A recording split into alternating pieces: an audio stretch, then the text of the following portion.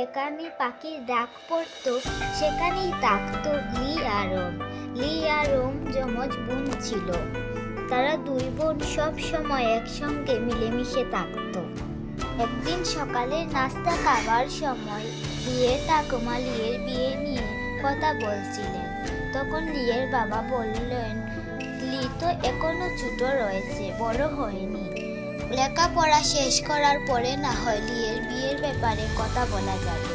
এই ব্যাপারে এখন কথা বলার কোনো প্রয়োজন। সব সময় স্কুলে স্যারের কাছে বকা খেত, কারণ লি সব সময় ওমের বাড়ির কাজ নিজেই করে নিত, যা স্যার বুঝতে পারতেন। সেই জন্য লি ওম প্রতিদিন বকা খেত। রাহুল নামে এক ছেলে তাদের ক্লাসেই পড়তো, তাদের সান্ত্বনা দিত। লি আর ওম যখন টিফিনে খেলতে যেত তখন ক্লাসের দিদি নামে একটি মেয়ে তাদের বিরক্ত করত আর শুধুই তাদের নামে অভিযোগ করত স্যারের কাছে।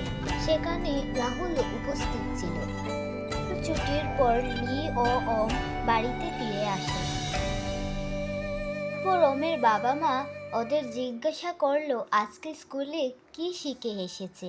ওম বলল, বাবা, প্রতিদিনের মতো আজও না লি আমার জন্য কষ্ট পেয়েছে আর বকাও খেয়েছে। লি বলল, ও কিছু না, এগুলা তো হতেই থাকবে, বোন হিসেবে এটা আমার কর্তব্য ছিল। রাতের খাবারের পর লি তার বাবা মার সঙ্গে বাইরে চাঁদ দেখতে এলো। লিয়ের বাবা তাদের বুঝিয়ে বললেন লেখাপড়া সম্পর্কে। লিয়ের বাবা বললেন, তোমাদের আরো এগিয়ে যাওয়া উচিত, তোমাদের এভাবে ঝগড়া করা উচিত না। লি আর ওম ঘুমাতে গেল, কিন্তু লি ঘুমালো না।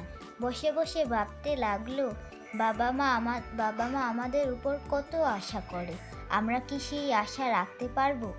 ওম কত কষ্ট করে, ওমের কত স্বপ্ন, আমি কি ওমের স্বপ্ন পূরণ করতে পারবো? বাবা মাদের তো অনেক স্বপ্ন